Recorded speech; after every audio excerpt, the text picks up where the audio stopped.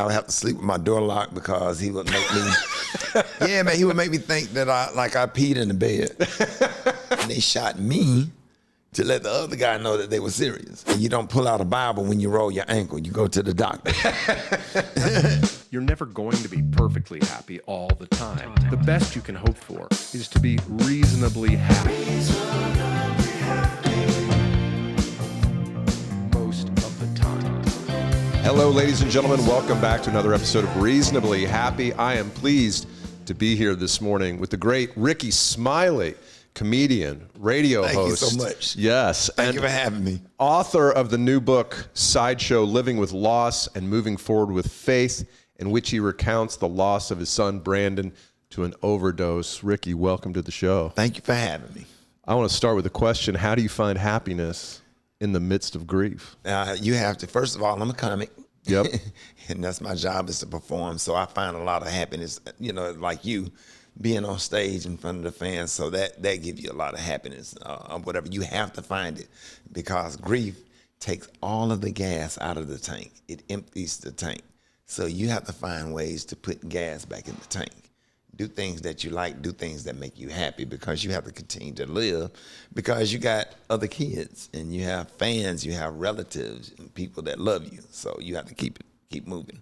Tell me a little bit about Brandon. Greatest kid ever. He loved amusement parks. We went to all the amusement parks. I got hundreds of pictures we on every roller coaster. We knew where the camera was. you know that, right? Yeah. You know, so we rode roller coasters all the time. He got interested in comedy when he was 7. So I put him up on stage, you know, let him write a few jokes for him, give him an opportunity. He became a headliner. He had just started headlining before he passed. He was 32, right? Yeah, he was 32. But what I remember most is Brandon the kid. Brandon was a lot of fun, full of pranks.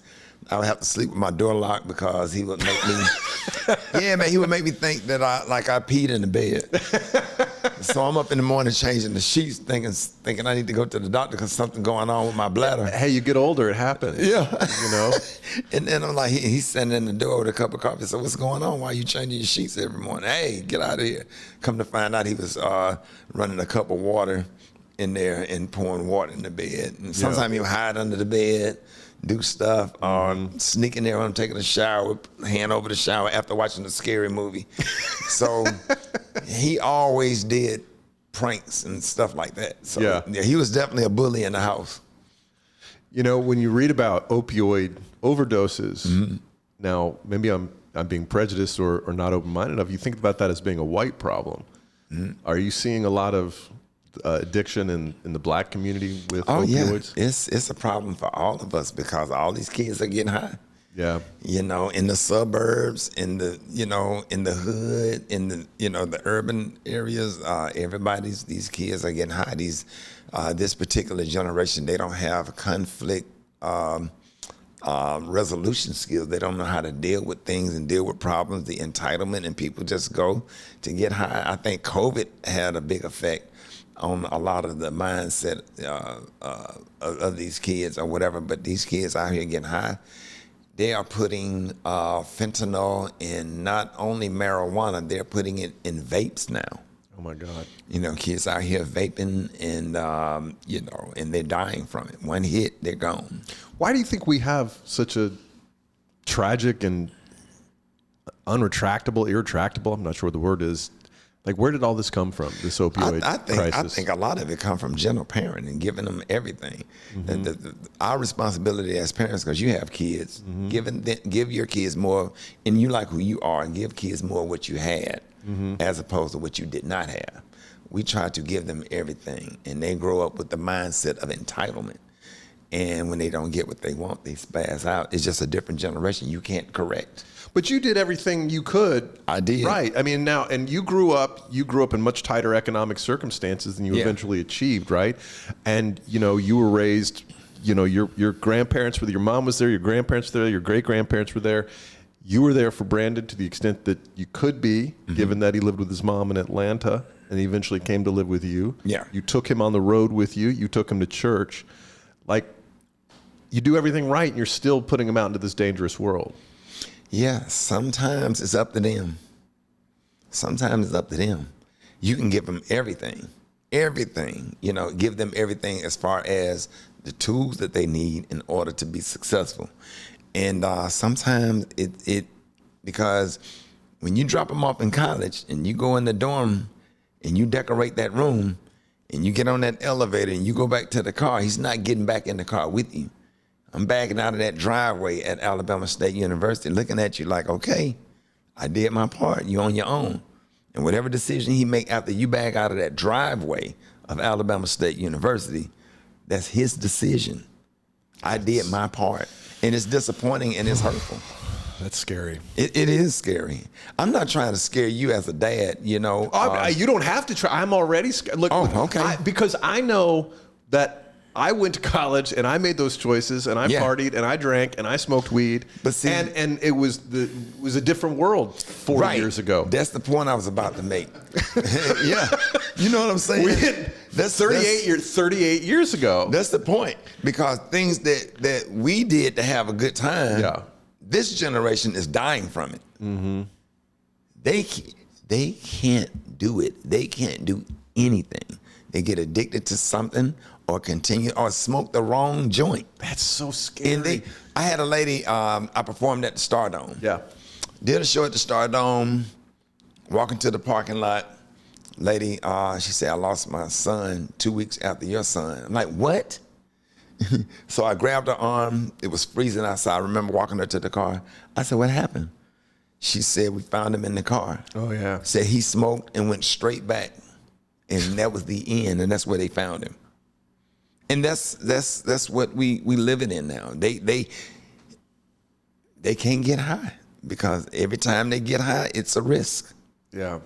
Yeah. Man, that's so And it's crazy. unfortunate and it's scary, and I hope that they do something about it to keep fentanyl off the streets. I don't know, man. I mean, maybe there's tighter border controls that we could have or something like that, but I think it sort of feels like it's here to stay, and we got to figure out a way to get around it, as opposed to. I'm talking about millions of people have died. Millions, yeah. I'm talking about forever 13, forever 14, forever 17 years old, forever 21. I see all of the stories, and it affects us for the rest of our lives. I lost a nephew. I lost my son and my nephew.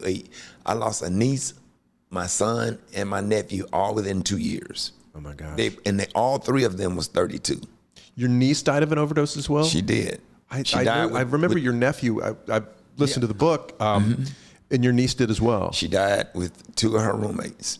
All three of them died in Pittsburgh. Oh my God! Yeah, my pastor daughter passed away. She was 32. All four of them was 32. Yeah. And it's just hard. I remember walking down the aisle with my pastor, his daughter's funeral, and I just couldn't believe it. I remember being at my niece's funeral. I remember being at at the funeral home when my nephew died. And that day, that was the last time I saw my son, was at my nephew's funeral. That was the last time I saw my son. Did you talk to him? No, I didn't talk to him. He said my uncle's funeral was the same day, so he left my nephew's funeral and came to our uncle's funeral. He sat 2 rows in front of me. And you talk about this in the book, but y'all hadn't talked for 2 years. Yeah, we hadn't talked. And you'd done everything you could. You sent him to rehab. Well, you said $500,000 in a couple of rehabs and legal bills, and you put your whole heart and soul trying to get him back on the right track. Yep. It didn't take. Yep. Yeah, it's just heartbreaking. It's just it just comes. I guess it comes with the territory. You can do all you can. So I never knew in a million years that I would become my grandparent. What do you mean by that? My granddad lost his son. Your dad? My dad. Yeah. Same way. Who came home from Vietnam addicted. Yep. He died right here. On heroin? Was that what he... Probably was. Yeah. He died here in New York. And I remember my grandfather being in the morgue when they rolled my dad's body in there, like I was in the morgue when they rolled my son's body in there. I became him. And you must have... You could look at somebody and know they're hurting, but you can't possibly understand until you're in those shoes. Yeah. And it's difficult, man. I get up and do radio every morning, and that's a heavy burden to bear. You know, waking up every morning, you want to lay there and think, but you got to get up. Because you know why you have to get up? Because you have millions of people that have lost their child also. That was 15, 16, 17, 18, that didn't get to see their child off to college. I did, you know, and all of the parents that have lost kids, whether it was from drugs or not. I had people come to a book signing, a couple come to the book signing, said that they lost their 2-year-old son in New Orleans who drowned. Oh, God. And they're out here trying to get a book for comfort. They came to a book signing. They sitting there wiping tears the entire time. I'll never forget them, right? So it gives you a sense of gratitude. How do you get gratitude from your son's death, right? Because somebody's situation is always worse than yours. So they did not get to drop their 2-year-old son off to college like I did. They didn't get to see him graduate high school. They didn't see to get him finish middle school, elementary school, kindergarten. He was 2. So you find, you be like, okay, so I got to suck this up and I got to take it. I got to cry when I need to cry, but I have to go out here and be a spokesperson and do something for the people to make the people laugh because someone else's situation is worse. You talk about losing a child, not just grief, but losing a child as being a club that nobody wants to ever join. And there's a silent recognition that you can see in somebody's eyes that they're a part of that club. Oh yeah, it's almost like being a zombie. I can be performing on stage and look in the audience and look in their eyes and tell that they lost a kid. Oh my God! Because they have they laughing at the jokes, but they have a sadness deep down. And if you look at them, they have this just their whole, not just in the eyes, their mannerism or whatever. You can tell that something is definitely off. Yeah. Especially when they always come up to the stage after the show to shake your hand. You can look at them, and I just kind of say, hey, I point them to the side and have somebody bring them backstage, and I get it right every time. I get it right every time. I know that all of them have been through that. I can just tell. I've heard there's a very famous financial author named Michael Lewis who lost his daughter. I think she was in her 20s in a car accident. And he said, you don't have to go looking for the grief because it'll find you. It will. Yeah. I cried. I performed at the Horrors Casino outside of Cleveland. Cried all the way there. Ran in the dressing room and blew my nose right before when I was getting introduced and went on stage and performed. Does it just click in? Is it adrenaline? What is it that you that just got to do it? It's like I got to do this for the people, because here are people that have suffered a loss, and some of them don't have resources. Some of them don't have resources to bury their kids. I buried 2 sons. A lady lost 2 of her sons were killed in L.A. or somewhere in California 2 weeks after my son died, and didn't have the resources to bury her sons. I had to get my assistant on the phone and make the phone calls to make it happen. I didn't get involved in that because it was just too much and too heavy. I just made sure it got done because God put it on my heart to do so. Imagine losing 2 sons. I had 2 sons. Malik. Imagine losing my son, both of my sons, and did not have money to buy a vault or flowers or a casket or an obituary, right? So, it's almost like even through the midst of your trials and tribulations, you still have to serve at the end of the day. And that's kind of seems like what's keeping you alive and keeping you going is that the gift of the need to serve is giving you a focus so you're not focused on the negative. Right. God moves in mysterious ways. Sometimes God helps other people through you. And we just have to trust God and be led by him, because at the end of the day, he's still awesome. I'm a gunshot victim. I am. What happened? I was shot in '95. They were payphones back then. There was no cell phone. No cell phones, right? Right. Where was Somebody this? hit me on the Sky Pager in Birmingham, right by the airport. So I go to the payphone to call back the number that was on the Sky Pager. I You had a fistful of quarters. Or you doing a calling card, you had to punch in all the numbers. Right. We had that in college. Just had a calling card number in college so you can call long distance in the dorm. But, they came out and they was robbing this other guy and they shot me to let the other guy know that they were serious. Jesus. So I almost lost my life. Where'd you get shot? I got shot in the side and in the elbow. Oh my gosh. Yeah. So with a sawed-off 12 gauge at point blank range. So I had to redo my intestines. This was the night after they found Nicole Brown Simpson in Ron Goldman's body. Really? So I remember being in ICU, opening my eyes, looking at the TV with police cars chasing a white Bronco. That's a true story. And being bathed by a male nurse, just soft bathed. It was so uncomfortable. That's crazy. you were watching the OJ chase in the hospital? I was laying in the hospital bed naked and being given a soft sponge bath by a dude nurse with all these gunshot wounds. And I'm looking at the TV and I'm watching all the police officers chase a white Bronco. Could life get any crazier? What the hell is going on? What did you think of the OJ trial? That was crazy. Yeah. That was a phenomenon. It was a phenomenon. Yeah, that was something really crazy. OJ was in the audience at the Miami Improv one night I performed. Really? Yeah, I was shocked. Did you talk to him? I just waved, like, hey, but I didn't get to shake his hand after the show. I got off stage because he came to the last show. Yeah. Yeah. You, in the very beginning of your book, you said something that I need to ask you about. You say, this is right after you found out that Brandon had passed. There was no breaking down for me. I had a job to do to make sure everyone else is okay because that's what I do. That's who I am. Okay, that's who you are. But that's a lot of pressure on you. It is a lot of pressure, but you had absolutely no choice. I was in Dallas, Texas in an apartment by myself, right? So what do we do as men? What is your first order of business? To get to your family. Mm-hmm. Come hell or high water, I need to get home. It was a flight leaving within the hour on Southwest. To Birmingham. And I ran to that airport and jumped my butt on that plane, and I made it home to get to my mother, who was close to my son, because my mother's recovering addict, 35 years clean. So she really understood my son and had a connection with my mother. Talked to my son that morning. That's what started the whole conversation. What'd they talk about? Do you know? Well, she was going to take him to church. And after church, she was going to sit down and we were going to have a conversation before his 33rd birthday. She was going to sit us down and we were going to have a conversation. She talked to him that morning. When she called him back to pick him up from church, he was dead. 10 minutes later, she called him back. He was dead. Mm. That happened. So I had to get home. I had a son in college.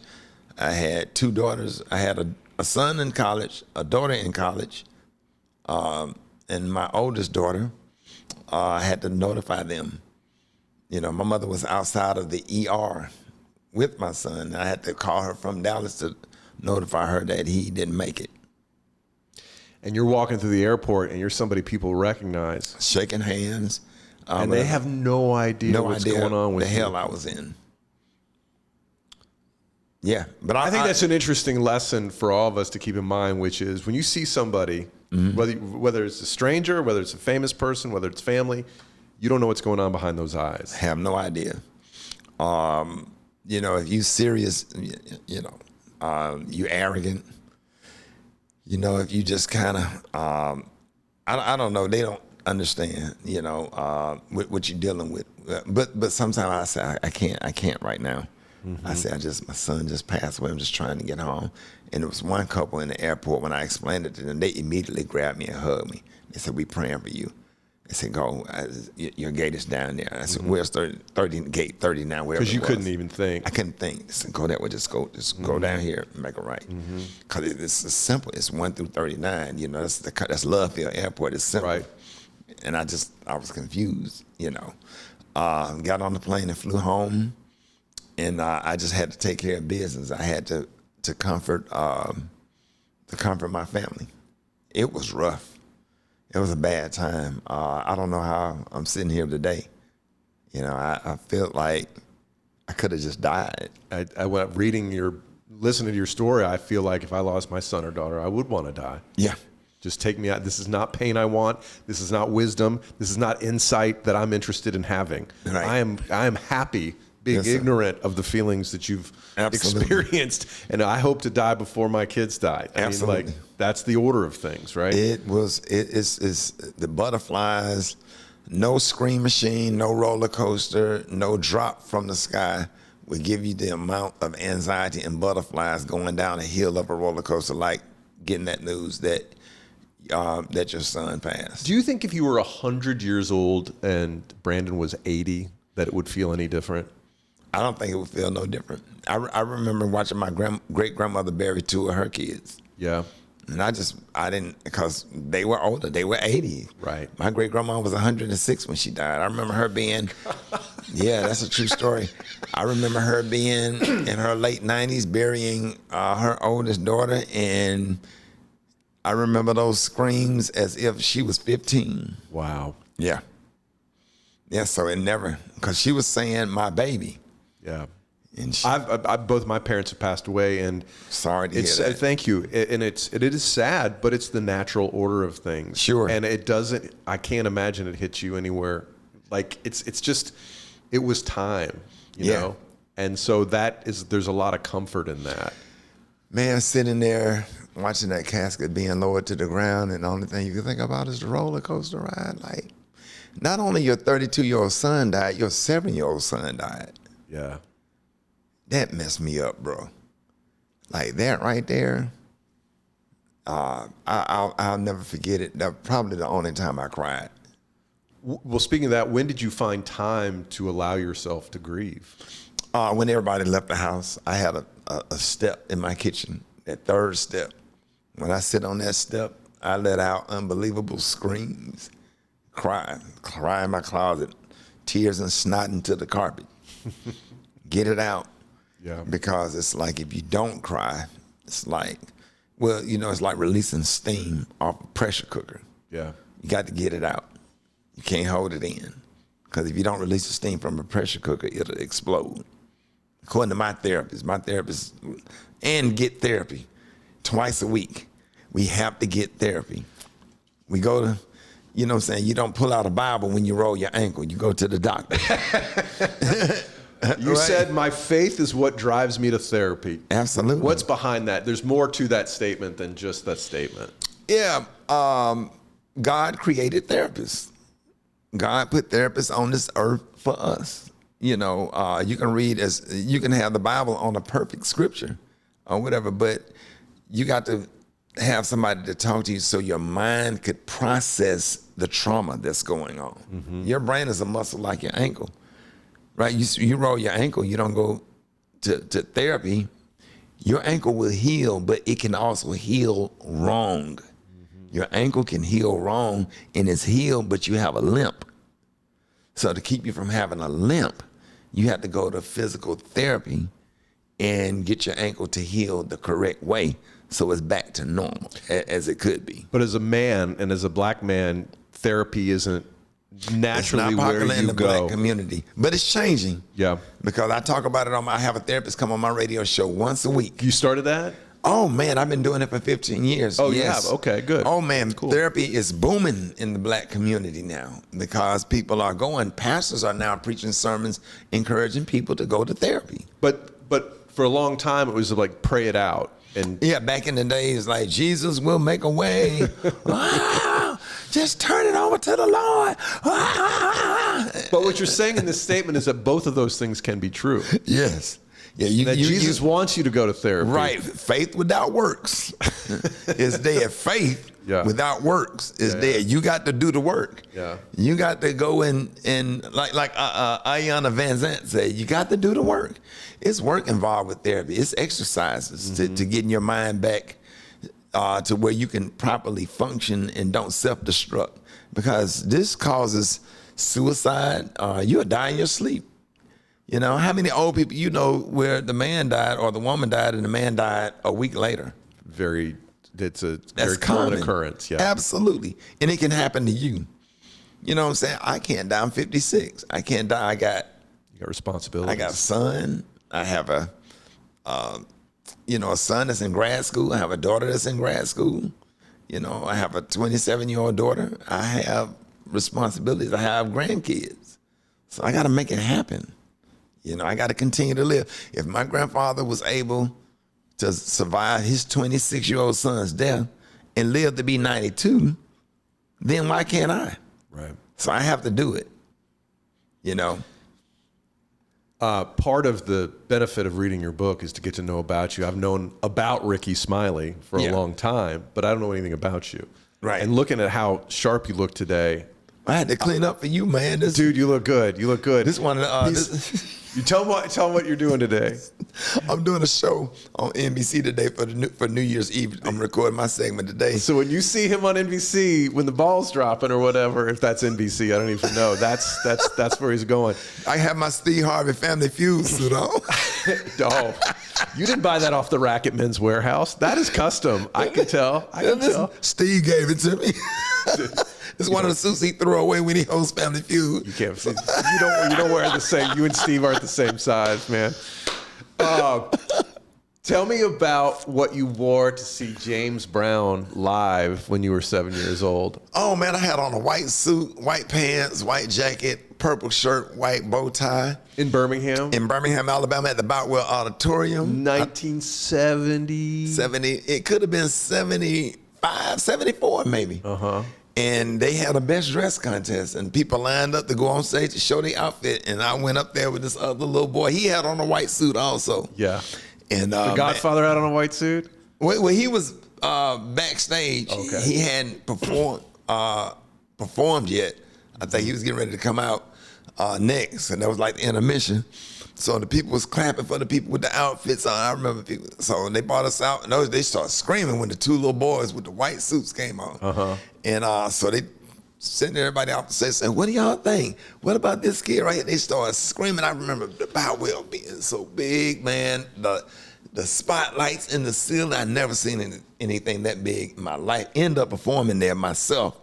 By the way, we won $100 a piece. They gave us $100, took us backstage. Big money in 1974. $100 was like $10,000 in 1974. That was a lick. That was a rack. And it took us backstage, and we shook James Brown's hand. And I remember being a little boy going down the steps of the Boutwell, coming back into the audience, putting that $100 bill in my pocket. I'll never forget it. We needed dressers. My mama bought me a dresser, my sister a dresser, and bought me this big yellow, you already know, Tonka truck. Yeah. That lasted probably 10 years. Tonka tough, man. Tonka tough, made out of steel. You can roll it off the top of the house. The glass didn't shatter. That's right. Yeah, you remember that? Did you have one? Of course. That big yellow Tonka truck. I wish they had. They plastic now. But if I could find a steel one, man, oh my God. Best toy I ever had. They probably got outlawed because they're so dangerous. Like all the jarts and the other toys that we had in the 70s before. That Tonka truck, man, that dump truck was a beast. It lasted for years. Do you think that's when your identity as a performer got lit? Like after you get on stage, you hear those applause for the first time? Let me tell you something. something. If only subliminally? Oh, it was that. I went to see James Brown in concert. I went to see Marvin Gaye in concert. No kidding, really? I went to see Marvin Gaye at Rickwood Field, the world famous Rickwood Field, where the Negro League played. Jackie Robinson and played baseball. Marvin Gaye performed there. I remember seeing Kool and the Gang, Earth, Wind and Fire. I'm a kid now. I'm 6, 7, 8. Your mom's taking you to these shows? She took me to all the concerts. Her and her friends, they were in their late 20s. They smoked weed and go to all the concerts. So they would take me and my sister and one of my cousins. We went to all of the concerts, right? I saw Kool and the Gang. I saw Ohio players at the Boutwell. I saw Funkadelic, right? I never seen a dude on stage with a pamper on, right? Remember Funkadelic? That is whom I'm blanking on. Bootsy Collins. Yeah, Right, Funkadelic. And one of the dudes was up there playing "Make My Funk Beat Funk." Oh, is that nice. it? Yeah. There's the Tonka truck. $500 on eBay right now. Fantastic. Bro, 500? Yeah. Oh, Wow. bro, I'm ordering that. Or That was best my offer. favorite toy. I'll send you the link. I know there's one for 64. And Evel Knievel and the $6 million man, Evel Knievel. Did you have the motorcycle Evel Knievel or that rocket thing that The motorcycle. Okay, yeah. And then I had Ron Goldman Yeah. and the $6 million man. You know, he had that bionic eye. You look through the back of his head. Oh, my, yeah. I forgot that detail. Right. We had the best toys.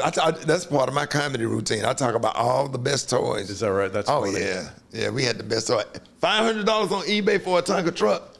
It looks like there's other ones that are like in the 60s, but They're probably not legit. those are like, this one looks just like it's just banged up and it's got tons of stickers on it. So yeah, you can get it. Okay. It's not much. crazy. I'm going to order that.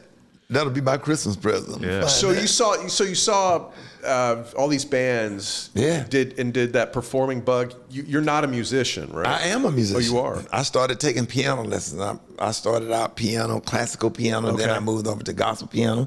Then I started taking band. I played the trumpet, the baritone, the French horn. I read music. Oh wow. And I just happened to be funny. I never wanted to be a comic, but I was obsessed with listening to Richard Pryor albums. When my mom would leave, I put the Richard Pryor album on and laugh my ass off. She didn't let you listen to Richard Oh Pryor? no, I could hear them listening to it and smoking weed downstairs. And so I would go But not for little Ricky. Right, go halfway down the steps and sit there and listen to them, listen to Richard Pryor, and it was hilarious. What level did that hit you on? Oh, I just thought it was just funny. I just love the comedy of Richard Pryor, but I never thought about being a comic. That happened when I went to a comedy club. I went to the comedy club in Birmingham with a guy that I was in college with, one of my classmates who was a comic. He said, I'm performing tonight, come ride with me. Cool. I'm sitting in the audience like, you got paid what? He's like, this is what I made. I said, for that? And I'm the one crack jokes in the dorm. Like everybody would come to my room for roasting sessions. One person would sit on one bed, one person would face him sit on the other bed. Everybody would gather around. We would charge like a quarter to get in the room. That's great. We would make about $5 or $6 or whatever. And we would sit there and roast. And I'm like, I can do comedy. And I went and did comedy. I put together 2 jokes and the first night, and I started to build on those 2 jokes. And in 4 months, I was an opening act. I opened up for Mark Teixeira. I'll never forget it.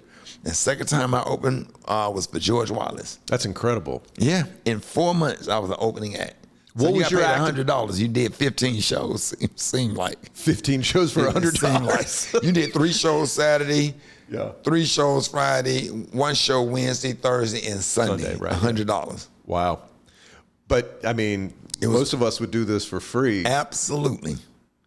What was your act all about when you started?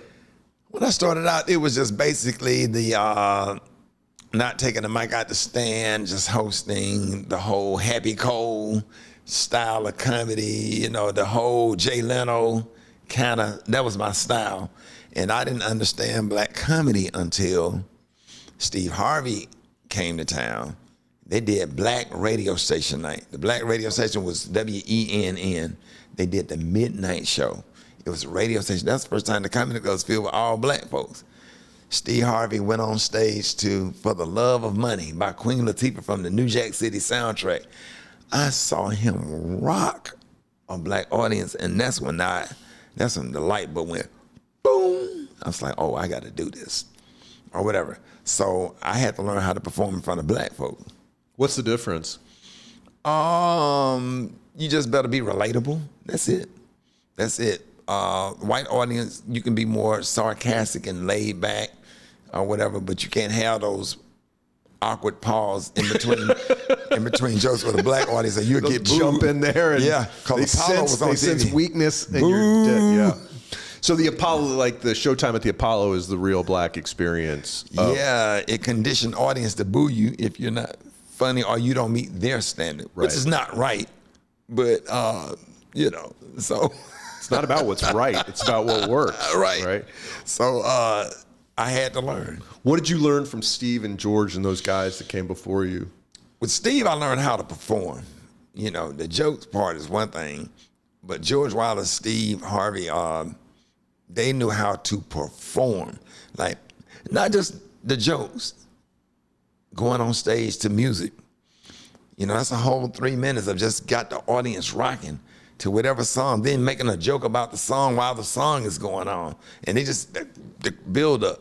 And then to take them on a ride, and then to work your way, just like a pastor, work your way, and thank you, good night, how to peak at the end and get off the stage. I learned all those techniques watching Carl Strong, George Wallace, Sinbad, was a big inspiration. Sinbad's special from like 1989 Oh, was man. rocking. Bruce gave Sinbad his first headlining gig. Is that right? Yeah, watching Sinbad, watching Carrot Top, watching Mark Curry, when I was younger. Those guys were great performers. Watching James Stevens III, I'll never forget him. And those guys come to Finest Henderson. So I did a lot of music mix because I'm a musician. Right. So Finest Henderson, he was a Vegas act that came to Birmingham, and would put on this fabulous show. I remember opening for Rita Rudner, Ollie Joe Prater, all of those people, man. I was an opening act, and I learned from all of them. Even Dennis Miller. Really? I did shows with Dennis You Miller. opened for Dennis. I opened for Dennis Miller. Yeah, Dennis had a joke about clubs in Birmingham. He said, I was in Birmingham, Alabama. I played a club called I Don't Get It.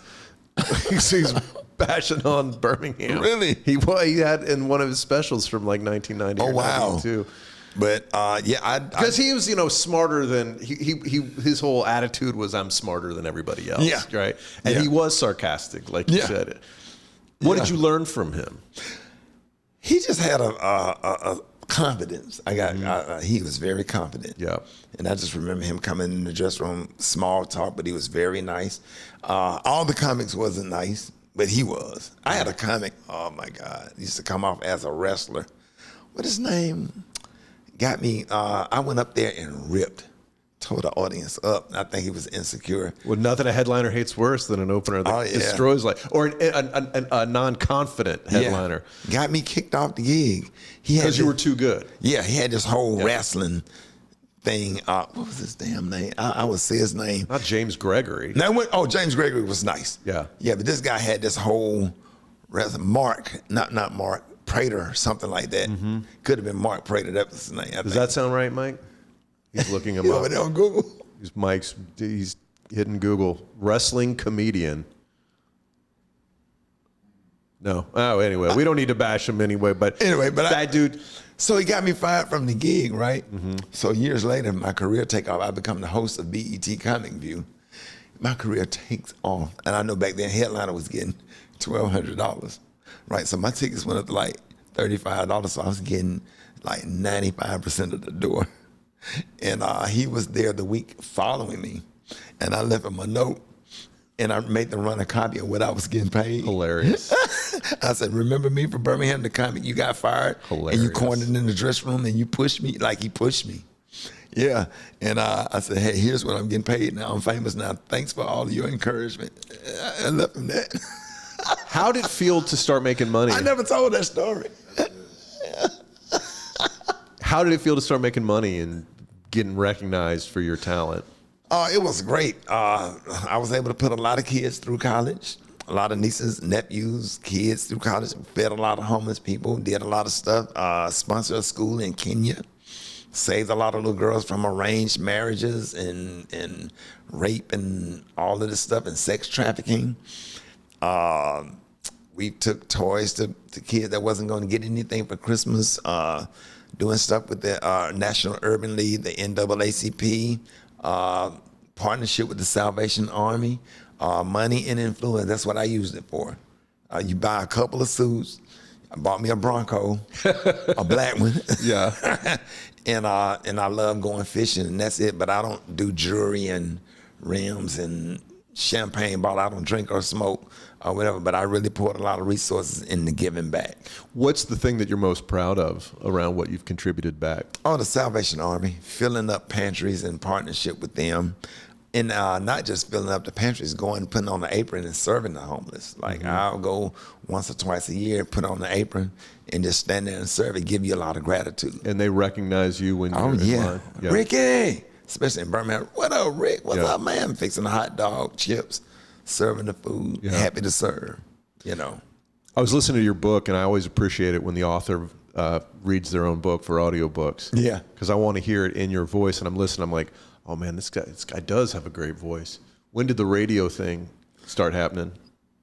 They opened up a new station in Birmingham, WBHJ. They needed a comedian to go on the Buck Wild morning show. The Buck Wild morning show. Yeah, but it's 2 Buck Wilds, one in New York and one in Birmingham. Okay. So which one's better? I'm gonna always say Birmingham Buck Wild. His name is Sammy Mack. He's still there. I think he's program director there now.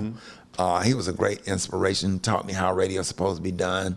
Roy Wood Jr. and I come from the same radio station. That guy's so funny. You know, it's one of my mentees. Is that right? So he's from Birmingham as well. How old is he? Roy's like 40, maybe. He's your mentee. Oh, he's your My mentee. mentee. Right. I had it backwards. My I'm like, mentee, how is yeah. he your? Right. Got it. Mentee, not mentor. I'm a. You know, idiot. Deja Buster that's on the Kelly show. We all come from the same radio station. That station was putting out stars in a small city like Birmingham. You know, Mark and Brian come from Birmingham. Is that right? They came from a station in Birmingham. You know, they went to L.A. and become this big syndicated radio show. But I was given that opportunity. I got paid $16,000 a year because it was in Tuscaloosa. So I drove 60 miles from Birmingham every morning for free. For 16 grand. Yeah, but that's where I it wasn't started. even getting paid. That's when they started. Yeah. So I was driving all the way to Tuscaloosa, 60 miles every single day for free. That means I had to get up at 3 a.m. to be there at 4. The show started at 5 and drive all the way back from Tuscaloosa to Birmingham, sleepy as I don't know what. To eat dinner, only to get up and do it all over again. But you felt like you were on the right path. I felt like I was You on the wouldn't right do that path. unless you knew that that's Right. where you were supposed to be I going. knew that it was something special about it. And then when Steve left Radio 1 to go to Clear Channel, they said, well, who do you recommend? He said, yeah, Rickey Smiley does prank phone calls, voices and characters, and he stand up in the community, and he's funny. He would be a good fit. So I got that job in Dallas. We won in Dallas, became #1 morning show, and we got syndicated. So now we own probably close to 100 markets. What do you think is the future of radio? I mean, it's all media is being challenged by the internet and podcasts and audiobooks and all this stuff. Where's radio fit and all that? It just seemed like a lot of cuts. They've been making a lot of cuts. I don't know what's going on with the PPM meters or whatever. They're making a lot of cuts. But radio is still powerful and great. But what cuts into the radio time is people have phones now. So if you're riding in the car, you have to choose between the radio and the phone. Some people like to put in their, Bluetooth and listen to the music that they want to listen to, as opposed to depending on the radio to play the music. You know, because radio, remember back in the day, you had to call in to request a song. Of course, yeah. Or whatever. But now, your song is on your phone. And you Bluetooth, if you want to hear your song, you can turn the radio off to turn your phone on. So you have to have a really good show to keep people engaged and give them real comedy and real content in order for them to stay. To sit through that commercial break. Absolutely. And not change the channel. Absolutely. You have to do a hell of a tease and give good audio from what's trending, all of that stuff. So Do you still love it? I love it. Yeah. I wake up every morning. It's not a job, it's a lifestyle. Because you have to be in bed by 7:30. Are you really? You rapping, you winding down at 7:30. 8 o'clock, I'm in the bed You sleep. must have some blackout shades that keep your room nice and dark. No, it gets dark in Alabama. If I'm broadcasting from Alabama or Atlanta, it gets dark in Not July, it doesn't. in Not at South 7:30. Yeah, it's taking a little sleep aid, taking take some CBD oil, a little CBD oil up under the tongue. man, you that's passed funny. out. How long are you going to keep doing this? Like, where does the energy come from? Where do you think it takes you? It's fun. It keep you alive. It keep you alive. It keep you. It keeps you engaged and alive. It keeps you. You're in. You're part of the conversation. Everything that go on. You interviewing NFL players. You're interviewing housewives of Atlanta or whatever. You know, people on Bravo. Actors, actresses, other comedians. So you're paying attention to what's going on in the world Everything. and pop culture and all that. Yeah, it becomes your job. So did you have to go see Wicked? Did you to interview some people? I didn't go see Wicked. Yeah. But I am gonna go. I'm really behind on movies because I get caught up watching news and documentaries too much.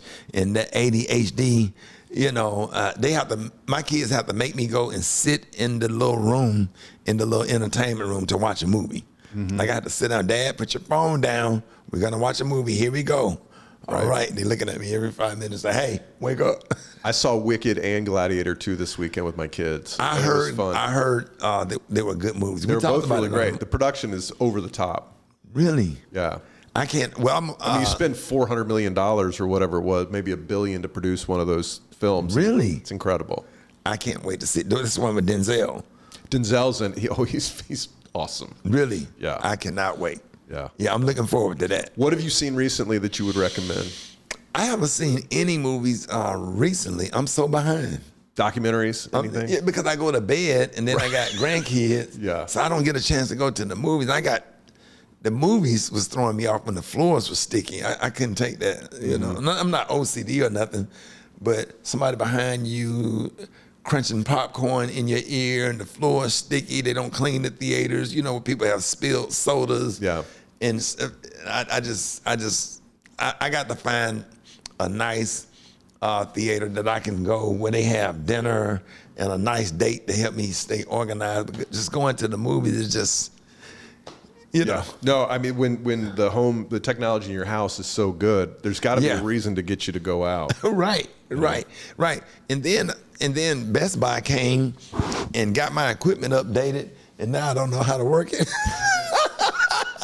That's what your grandkids are for. I've gotten to the point where my kids will just take my phone out of my hands and say, "Let me do it." Yeah. You know, right. Yeah, So, right. So coming back to the book and the loss of Brandon, how do you see your mission in this part of your life? The good thing about the book is people have been coming to the book signing that have lost kids, and the book is actually helping them. I did not know. I had no idea that it was going to turn into that. You just wanted to get your I story thought I was going out. to sign a book, get the story out, sign the book. Thank you for coming, shake their hand, keep it, move on to the next person. You got to stop. You got to pause. You got to hug and love on every single person in that line because they have suffered a loss. It's heavy. One of my book signings, the people that show up, that they have either lost a child, a mother, a father, or a recent loss, or I would say a small percent of them were just fans that wanted the book to read and wanted to read the story. But it's a lot of people been showing up that have suffered a loss. And so I'm just glad that, and people have been, the reviews I've been getting that the book is really helping them. It opened them up. When people shut down and won't cry and won't deal with it, it's been opening people up or whatever. And so I just thank God for that, that I'm able to help somebody through my story.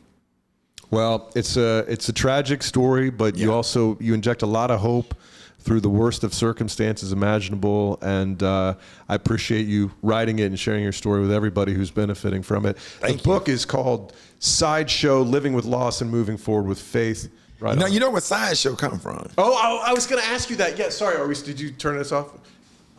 Yeah, No, we're good. Sideshow comes back to some of that funk we were talking about. Yes, remember the song? Let the sideshow begin.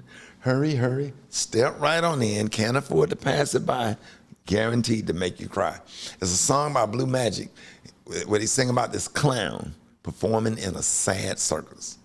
Us comics up on stage, no matter what you're feeling, what you're going through, what you're dealing with, your job is to make people laugh while you're crying on the inside.